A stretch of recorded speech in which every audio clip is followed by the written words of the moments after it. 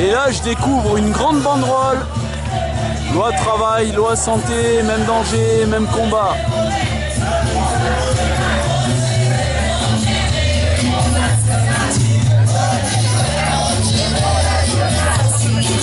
Et au petit passage, un slogan. Et la jeunesse emmerde le Front National. Ça c'est bien, ouais.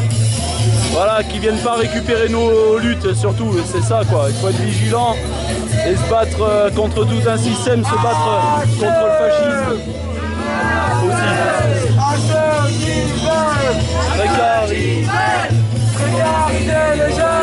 Le peuple répond. Résistance. Résistance.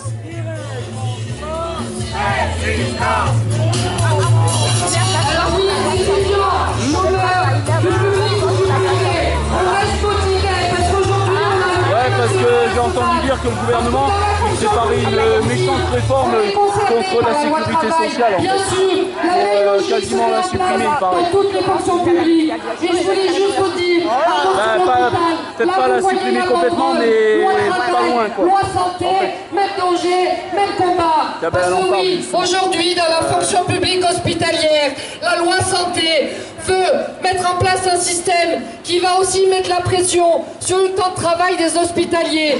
Aujourd'hui, le quotidien des hospitaliers, ce sont les suicides au travail. C'est ça l'actualité des hospitaliers aujourd'hui.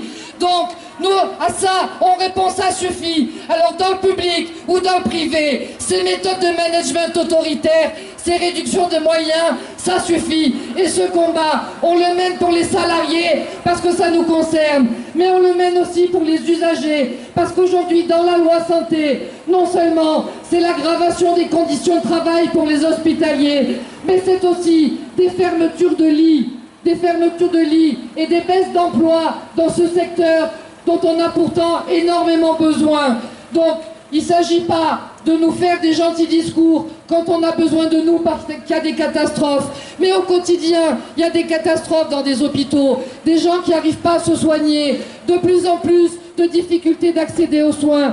Donc aujourd'hui, ce dont on a besoin dans notre pays, c'est le développement d'un grand service public de santé et d'action sociale pour répondre aux besoins de la population. L'argent existe. Donc à un moment donné, ceux qui se prônent, les représentants du progrès, il ferait mieux d'utiliser d'autres termes, parce que pour nous le progrès, c'est pas la précarité pour tous, c'est pas le recul du droit à la santé, c'est pas le recul du droit à l'éducation, du droit à la culture, etc.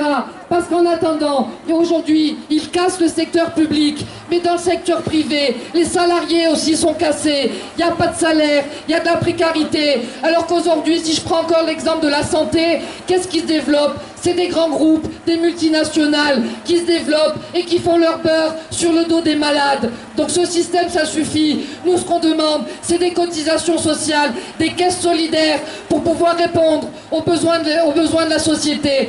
Parce que des citoyens en bonne santé, c'est des citoyens qui sont utiles à la société. Des citoyens malades, c'est des citoyens qui coûtent à la société. Donc même de leur point de vue, ça ne marche pas. La santé privée, ça coûte plus cher que la santé publique. Et en plus, c'est faire le choix d'une société qui exclut les malades et qui les laisse crever sur le trottoir.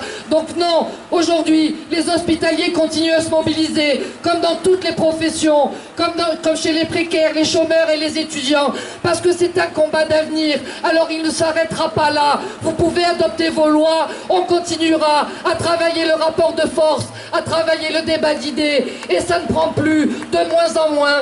70% de la population était opposée au projet de loi travail. Ils l'ont adopté de force. Alors nous, on continue la lutte aujourd'hui, mais surtout demain, partout, dans les facs, dans la rue, dans les entreprises et dans les établissements publics, on construit l'avenir.